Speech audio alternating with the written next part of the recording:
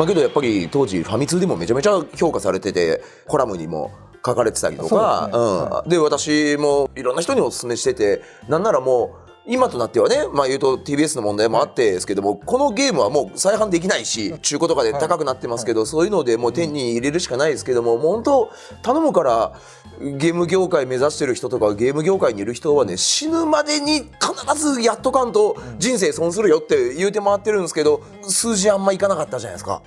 ねえ、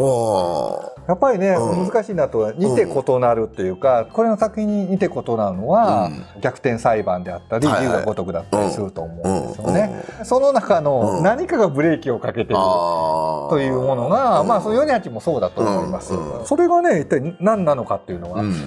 これが金八じゃなかったら、じゃあ違ったのかって言ったら、実はそれほどびっくりほど変わんないと思う。例えばこれが10万ものが15万になったかもしれないけど、それが50になったとか30になったとかの変化があったのかなってちょっとわからない。何かマニアックでもまさにその13騎兵が今10万を超えたっていう、ガンパレードマーチと13騎兵って僕すごく自分と似てるなって。わかりますわかります。私もそれはなんか感じてます。そうなんですよ。であれがやっぱりハーフミリオンいくってことはないんだけど、ただやっぱりあっちのオタクに振った方がやっぱりその10っていうのは超えるんだっていう。僕自身がやっぱそのチューンソフトを選んだ理由もそうなんですけど、これもキャラクターデザイナーにやっぱりその猫の恩返しのそのキャラクターデザイナーさんをお願いして、やっぱジブリのテイストで作ったり、428っていうのもできるだけそのまあオタクっぽくいかずに、当時海外ドラマの空気感を出そうと思って頑張ったりしたところがあったと。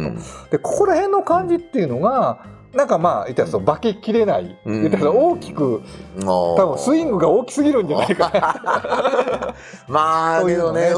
金八からやっぱ428がこうなったっていうのはやっぱりもう気持ちはわかるんですよ。絶対こっちの方が一般の人というかね、手に取りやすい、やっぱアニメの絵で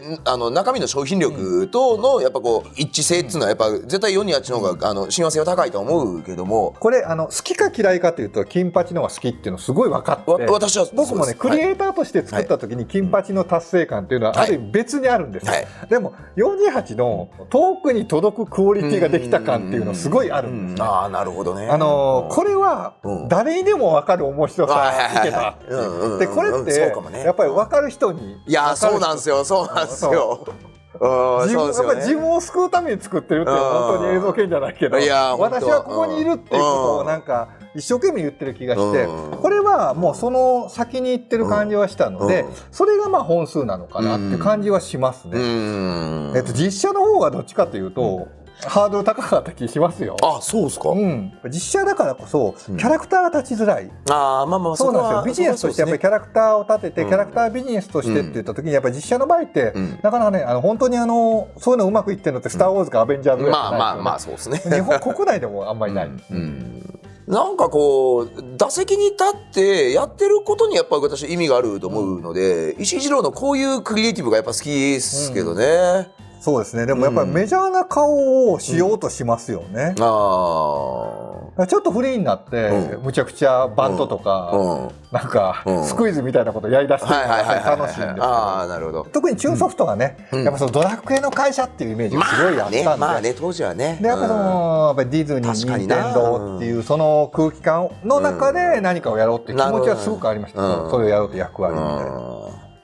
確かにそういうチューンソフトの中では確かにちょっと変化球だし、それでも変化球ですよね。オタクっぽいってすごい言われましたからね。そうでしょうね。けどそうタイプムーンさん連れてきたりしてますからね。まあねそう